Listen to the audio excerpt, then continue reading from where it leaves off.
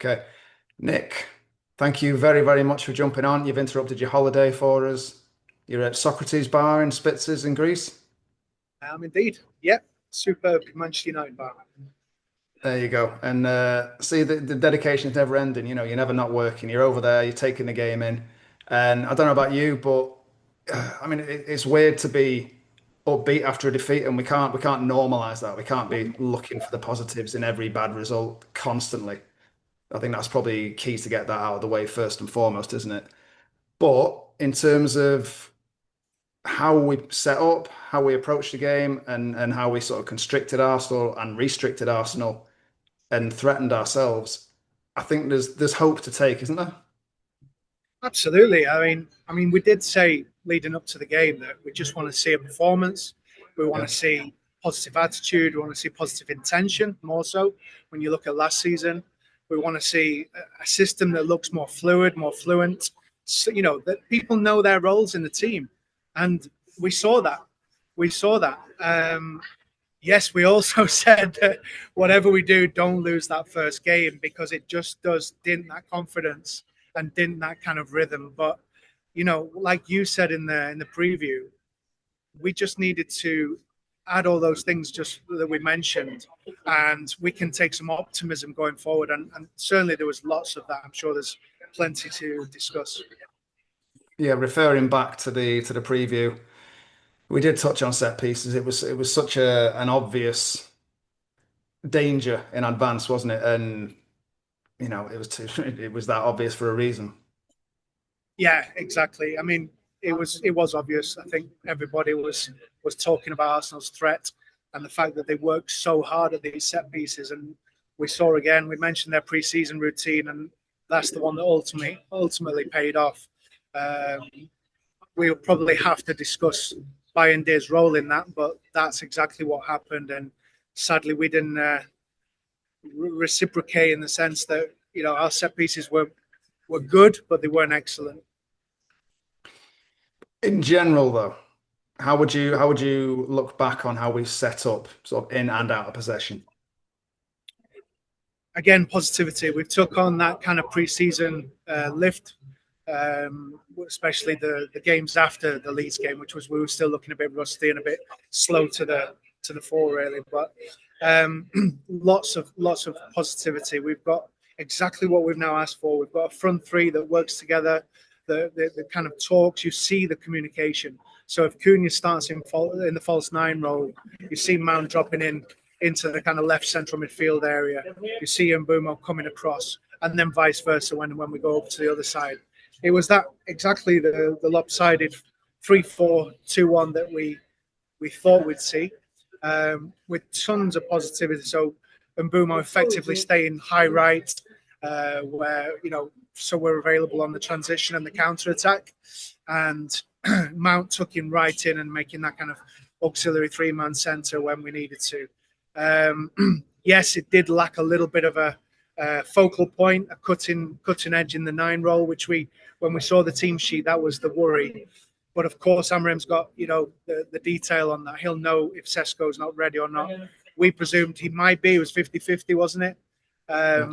So although that was a decision that we thought might flip the other way, uh, basically there was lots of positivity even in that first half where you could see what Amarim's trying to achieve, and he wanted that central midfield control, that caution, if you like, with Mount dropping into that arc and supporting Bruno and Casemiro before the focal point with number 9, and that's kind of the decision he had to make leading into the game. Obviously, I'm just back from the Stretford end now, so I've not watched anything back. I've only seen things in real time. But the consensus at half time, for instance, was that Mason Mount was superb first half. He maybe had arguably his best first 45 minutes for us. It felt like he maybe dropped off a little bit in the second half. Is that something that you agree with? Yeah, I mean, it's hard to say dropped off. But there was a period in the middle of the game where Arsenal exerted their control, certainly after the goal for 10 minutes as well. But I think also you've said there yourself, yeah, Mount played really well, but sometimes it isn't just about like the form of the players in a given moment. I think what Amrim had to discuss at half time, does he change to put, change that front three? Let's get Sesko on a tiny bit earlier than he did.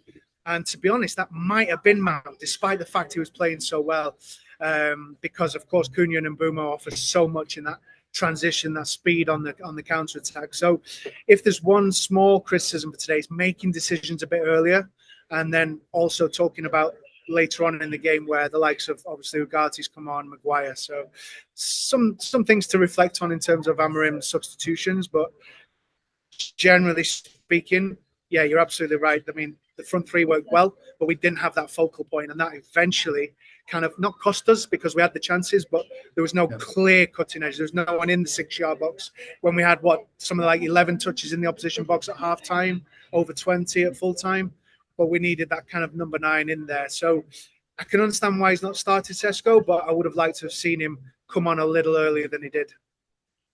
I mean, you would anticipate now that he almost certainly will start at Fulham because he was the missing piece today, wasn't he? Yeah, again, without wanting to repeat myself, you've seen a lot more fluidity and understanding in the system from the off today. So that let's credit the front three who started the game and the way players interact with that. So whether that was Dalot or Dorgu or from the wing back, we said before the game, Shaw and Yoro would be crucial coming forward with the ball, and that's what they did with fantastic appetite. But yes, if you're a betting man, you'd say, right, we need that number 9 to start. We need Sesko to come in and provide that kind of big threat of not just from an aerial point of view, but getting hold of that ball. There were snippets today there where he took the ball so nicely, laid it off, and then got in behind. So that's really promising and pleasing to see. Well, let's go into the back three or the back three central defenders because I thought they were superb. They absolutely strangled Gyökeres, Saka. There was Arsenal didn't really make anything, did they? In open play. No, I mean, again, two ways of looking at every game. You could say Arteta's absolutely got it spot on. He's worked on set pieces and corners all week or all last season as well. And he knew that the weak point would be Bayern. I bet he was praying he was starting. It's not meant to sound so harsh on the Turk, but at the end of the day, that is his weakness. It's, command of the 6-yard box and some of his passing as well. So you could argue that Arteta's done it. He's got the early corner, scored the goal, knowing that he's weak in the air.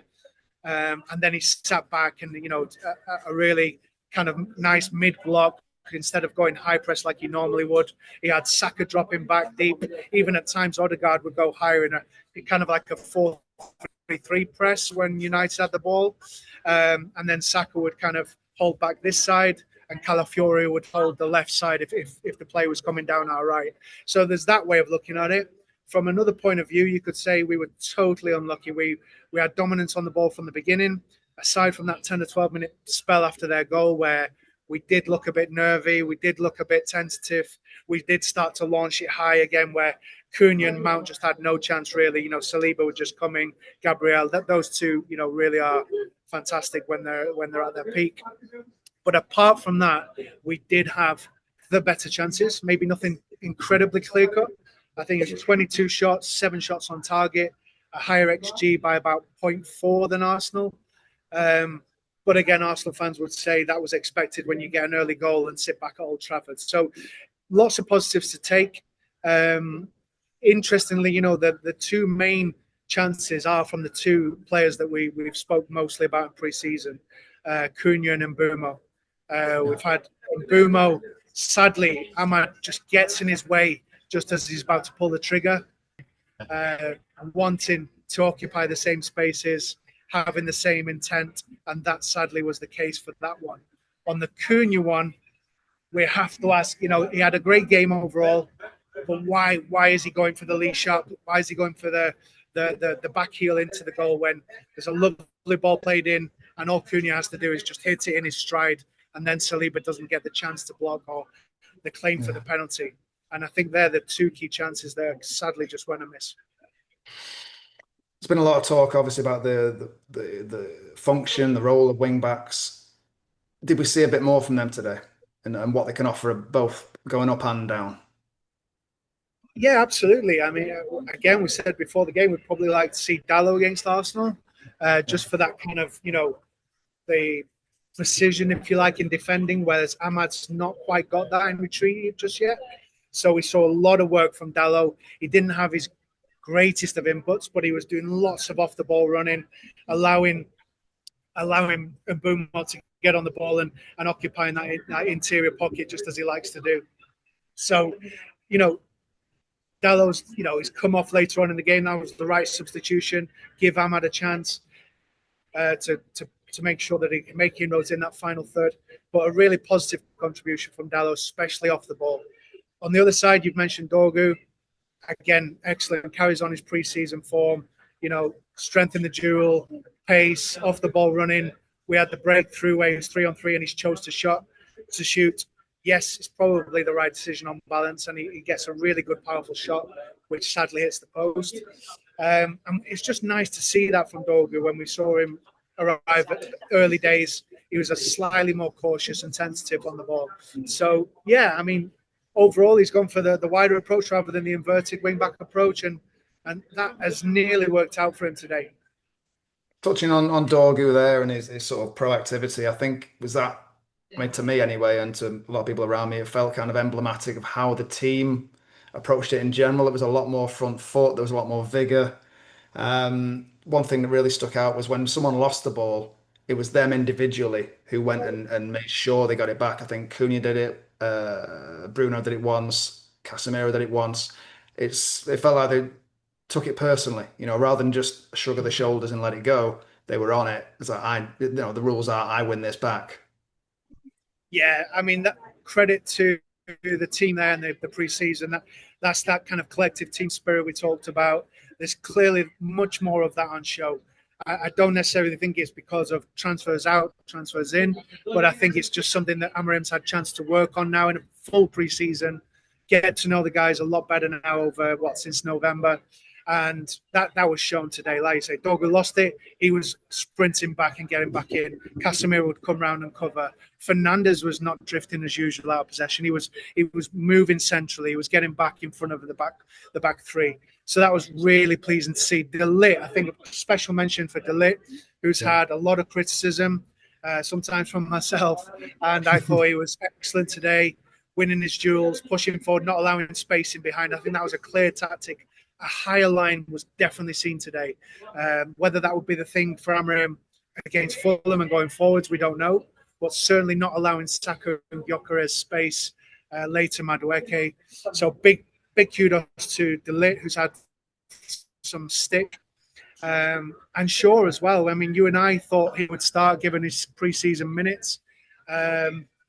Big credit to him as well. Lots of discussion about Luke's role this season, but again, first to most challenges, great on the ball. He offers that calmness in possession, playing it into the midfield, playing it round, and then supporting. So yeah, real credit to Amorim's camaraderie, the team spirit on show, and everyone wanting to win those duels, which for the most part we did. By margins, isn't it? Like you said, a slightly higher XG, an obvious error for the goal, hit the post. We can't get too wrapped up in the result, can we? But also at the same time, we can't just like shrug it off and normalize it. Like I said at the start, it's important that we just go, right, okay, here's the positives, reinforce them at Fulham, but you need to get a result. Yeah, that's the thing, isn't it? We had the discussion about the fixtures and how it's not fallen too kindly. That's why I think it was really important not to lose that game today. But second prize, we've shown that team spirit, the cohesion, role understanding. Cunha and Mbeumo doing exactly what we thought we'd do in that kind of lopsided approach. Cunha coming deep and drifting, and then off he goes, like that kind of Giggs-like glide that he has. At one point, he took on 3 or 4 men down the centre and just didn't quite have the power, the backlift to get a brilliant shot off, but nonetheless, there was that intent on show. And as you say, Bayendier, I mean, it has to be mentioned. We don't want to come away negative from today by any stretch, but really, was Onana really not ready today? Did Heaton show enough in pre-season? Probably not if you talk about minutes, but is he not doing it in training?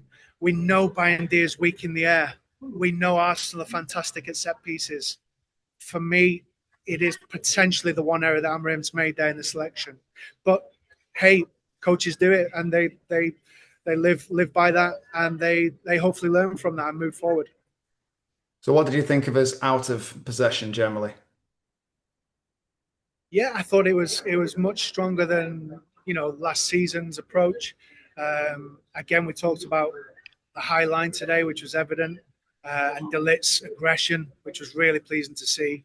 Yoro, as usual, aside from 5 to 10 minutes of loose passing, I think we saw some really strong aerial dominance. And then he ended up finishing with about 90% pass completion as well. So he's grown into the game as we've come to expect now.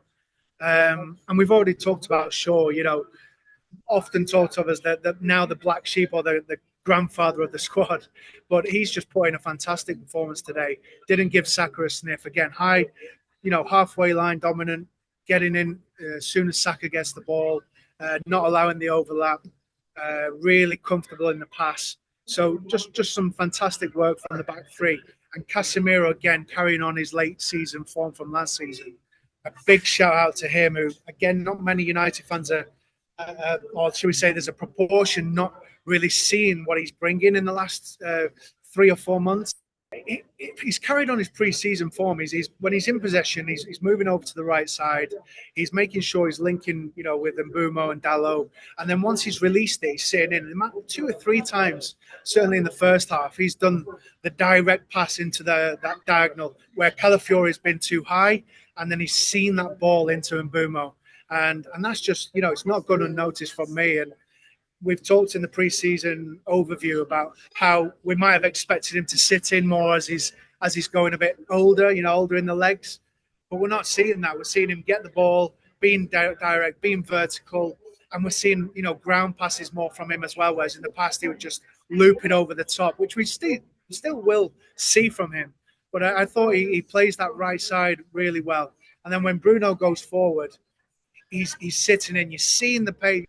He's not got wonderful pace, but you're seeing that attempt to get back in and then sit in front of Delit. Really, really pleasing to see. And of course, he's a threat at set pieces as well. He nearly got his head on one of the corners as well. In terms of open play, how would you assess our sort of final third work? It seemed a bit more. I think we wanted patience beforehand, didn't we? I think we saw that. There was a lot more. It felt like there was a lot more comfort on the ball in possession in dangerous areas, which we didn't see any of last season. Absolutely. You've hit the nail on the head with the 2 words, comfort and patience. What we've done today is probably what Arteta would have expected from his side. Again, we can talk about game states and the fact we were 1-0 down for a large proportion. But when we did get to the final third, we are holding on to it in the right areas for the right amount of time. Bruno was very dominant, as we'd come to expect from him. He played today in a sense how we'd want a central midfielder to play, the number 8, the attacking central midfielder, and because he had awareness of where to get back in and when to help out with Mbumo, with Cunha. Little triangles, waiting for the opening. We saw Mbumo come inside Dalot and Fernandes would find him. We saw Mount spin off, play the 1-2 with Bruno. Bruno entered the box on at least 3 occasions and had a clear chance to shoot. Didn't quite pull the trigger, but again, playing a little 1-2. So we've seen a lot more positivity today than we perhaps saw from the last 10 games of last season. And that's just really optimistic from my point of view. Again, you might want to talk about the wing backs as well in that. So as well as Mount dropping in and Mbumo dropping in, Cunha dropping centrally at times, Fernandes getting beyond, you had the wing backs making these decoy runs, which is probably the reason he's gone for the natural sided left winger, the natural sided right footer in Dalot, because he knew that the out possession stuff, the big run in, the big lungs would be crucial against a well set up Arsenal team who fantastic in a mid block, but of course when they've gone a goal ahead, they'll argue the point, but they did play a low block at times. It was only Calafiori really pushing on and leaving a bit of space for Mbumo. So yeah, really, really positive. Lots of interchange, lots of decoy runs, and Mount and Mbumo in particular dropping in the right areas, getting the ball and bringing Bruno and Cunha into play. So that's really positive for the next game and into the season per se. And all I was really missing was that number nine to tie it all together. I mean, we saw what 20 minutes of Sesko coming on. It's impossible to form a proper opinion of him based on that alone. But did you see any snippets that hint as to what he can do? I think my overall feeling is we've got the right number nine. You look at Gyökeres and you look at his performance today. There's a bit of sloppiness from him. He's not getting hold of it and turning in the way you'd expect from such a high profile signing. Yes, Seshko didn't do an awful lot when he's come on. That's partly due to the fact of the way we were playing, chasing the game. But what he did do, when he did it well. So taking the ball to his feet, turning, playing in Mbumo. I remember that ball around the corner at least twice, linking with Fernandez well, and then getting into the area. So we've not seen a lot today, but I certainly think we've got a bright prospect on our hands. And, lest we forget that, we did play a large proportion of last season with a dysfunctional number nine, a dysfunctional attack. And that's what we hope Sesko brings. Someone who drops in, brings the play together, and then gets in the penalty area. We will see, hopefully, a lot more 6-yard impact from him as well. First half was glaringly obvious that Mount and Cunha weren't making that final run where balls were being played across the area. So he's got a tough job on his hands, Sesko, but I think he can do it. I think there's glimpses there, and I think we've got the right number nine. Good news. Love it. Nick, thanks so much. Go back to your holiday, please. God, just go and enjoy yourself. Always a pleasure to talk about United and to speak to you.